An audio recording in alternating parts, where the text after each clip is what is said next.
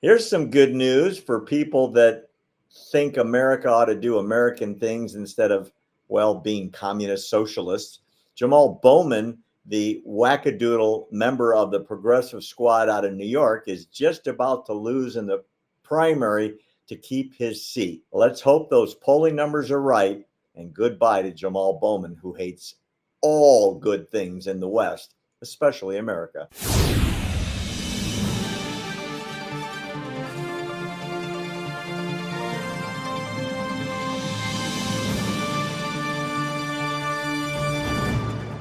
Claire, there is some good news. One of the squad members, maybe the most buffoonery behavior from all the squad members, is assigned to this guy. I'm referring to Jamaal Bowman, the New York congressman who, after many, many denials, was finally confessing to the crime of pulling a fire alarm on Congressional Hill. And he got busted on video and pictures after denying it for a number of days. He is being primaried. It's a very heavily Democrat district.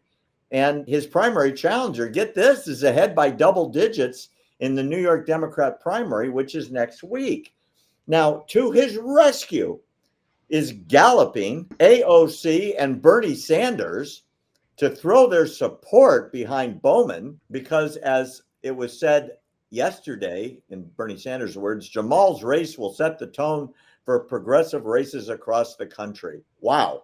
Well, if that's true and he loses, as he's expected to lose, please let it happen. There will be a Democrat from that district who's moderate, who's not filled with hate, who doesn't say horrible things like October 7th never happened, and there weren't rapes of women and children, and babies weren't put into ovens.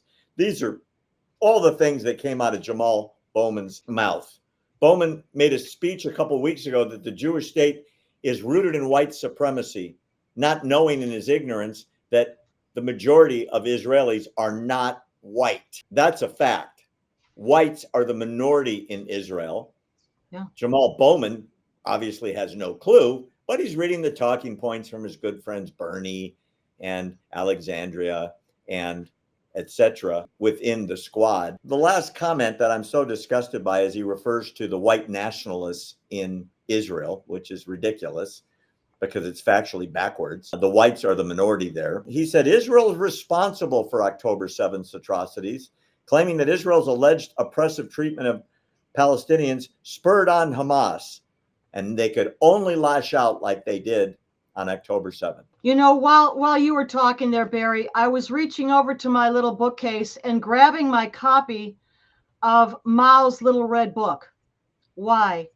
Because in here, which is a compilation in brief form of the sayings of Mao Zedong, there is a section about the squad. And it says the secretary of a party committee must be good at being a squad leader. And it says here that the squad in the revolutionary context, squad members must be able to play their parts. They have to be elements of the revolution. They are working, whether knowingly or not. I don't know if they know this is in Mao's Little Red Book or not, but the squad is a unit of the Marxist communist revolution. I think that explains a lot about the attitude and you know the things we hear coming out of this squad, Jamaal Bowman and others alike. I am so grateful for you repeatedly bringing this up. It is a history lesson. I bet you there's not more than a handful of Americans that even know about that. And my gosh, they have taken their plan right from Mao, who killed tens of millions and was pleased to do it. That's their philosophical godfather. Whether they actually realize that or not, and I suspect perhaps some of them do not, but the point is that their worldview aligns with the Maoist, Marxist, communist, down to the current day Chinese Communist Party worldview. You keep bringing that up.